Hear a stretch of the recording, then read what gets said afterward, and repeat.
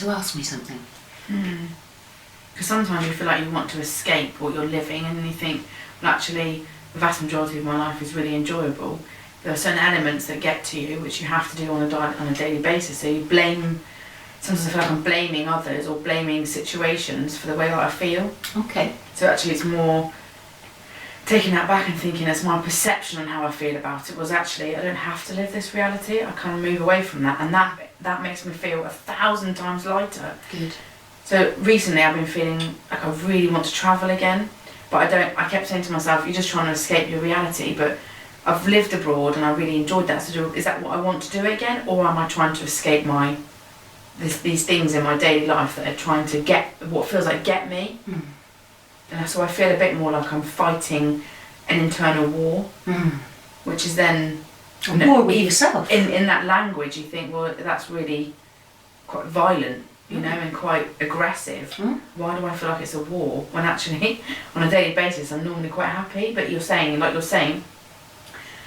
you don't realise until later. You come home and literally your shoulders pull back and my forehead unfurrows, and my head will tingle, and I think, oh my goodness, I feel so relaxed at home compared to what I've just been through all day. So it feels like I'm fighting a daily war.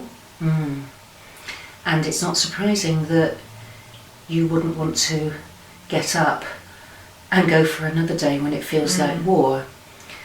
But it's feeling like war because you have war thinking. Yeah, and that, so recently it's been a lot more, and it's not against them, it's what's going on, what am I doing, and do I even need to worry about it? Just the bigger picture. Absolutely. Whereas at the minute I feel like I'm living in that moment and not thinking of the bigger picture. Can I suggest something? So my thoughts about it is that you're feeling at war because that part of you, Amy, is fighting. She's coming up for whatever reason. With every single thought that you have, a feeling gets created. So if you have a good thought, you get a good feeling. If you have a bad thought, you get a bad feeling.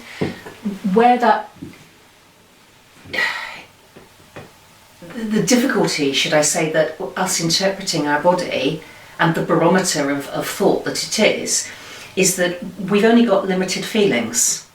And so when I woke up this morning, I was really excited. It was like, yay, got some people coming in, got a couple of clients, do this little presentation, have some nice lunch, and then do another client, and then yay, what a great day. And I was really, really excited. And I thought, I don't normally wake up that excited. And I thought, that's really interesting. Now, if I was feeling in a different place, the same feelings for excitement and for a good reason could turn into that sort of trepidation, anticipation and fear. So it's exactly the same feeling that I'm getting, exactly the same buzz, but it's the thought process that makes it different. Does that make sense? I said that right? Yeah. So, again, when your body is not feeling lovely and peaceful, as when we did the invitation to find the NDS, holding on to that space, or recognizing that space is your natural self, your true self, the I, it would then be that something else is involved, and that's Amy. So you've got to say, I am the master. I am in control. There's no war going on. The only war that's going on is in your brain, because the part of you that knows the truth, that there is no problem, is being overridden by somebody that's saying there is a problem. And then that's creating a problem. And then because it's creating a problem, and you're actually seeing it and feeling it, it is a real problem. And then you've really got a problem. Does that make sense? That was a lot of problems. And the thing with our brain, you know, is I think we look at it, our emotions really quite, I have a little simple way of looking at it, and I think, you know, I think in my book I had 40. So I had a list of 40 words which give me a resonance of feeling whatever the word is. So, you know, frustrated, anger, happy, neutral, whatever. And every situation that you have is hashtagged with a series of those words, because there's like a little recipe for everything, because everything has got a little bit of love in it, because that's what we are, we're true love. But if it's been overlaid by anger, fear, frustration, guilt, blame, shame, then it'll be hashtag anger, guilt, blame, shame, fear, judgment, a little bit for love. And then that'll be downloaded with a memory of sounds, colours, smells, all the sensory information. That's all downloaded. So that's like the fodder in the mind. So when you're looking outwards and then getting information back in, it's all being run through this program, and your mind is making up what's going on at all times based on old experiences and things that it believes is true, rightly or wrongly. Mm-hmm. And that's all Amy. Amy's just going, da, da, da, da, da, da, da, this is how it goes. Whereas the true self is there. There's not a problem. There's nothing. The true self's like, you know, notice the lack of tension in your body. Notice the space. Notice the ability to focus. Notice that what the content of your mind is meaningless, and we make it meaningful. Notice how we look forward and try and predict the future, yet none of us have had the future that any of us would have guessed. Not one person. So it's all made up. So it's all made up, and then we're upset by the content of what we've just made up.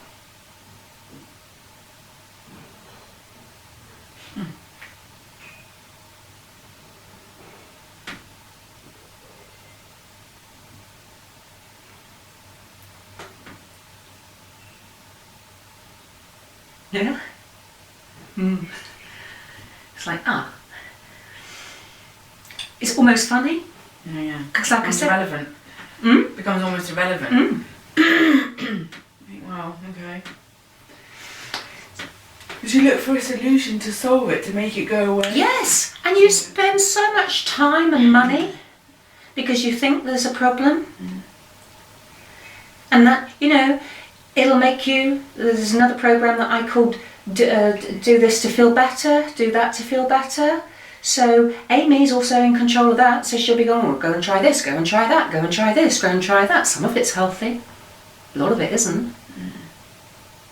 Not one way or another. It's putting pressure on our mind, our finances, our relationship, our body. It could be very unhealthy choices, but we might feel better in the time, and that will give us a spike up here of dopamine. So it's like, yeah, I feel better there. And it'll be like, well, I'll have to keep doing that. And that's when we go into these addictive patterns and addictive behaviour, which you can be addicted to anything, But once you get into that, then you're really in trouble. Because A, I don't believe you'll ever hit that high, because that was the high at that time. And the chances of you getting the chemistry and everything right again to be able to achieve that, so then you're always going to be achieving it. So you started up here and it goes down, and it goes down, down, down, down, before you know, bang, depressed, something's not stressed. What's the matter with me? Nothing. You wasted all that time doing that, whereas actually looking within, there's nothing to do. Everything's automatic. Everything's working perfectly. Yeah. Get on with life.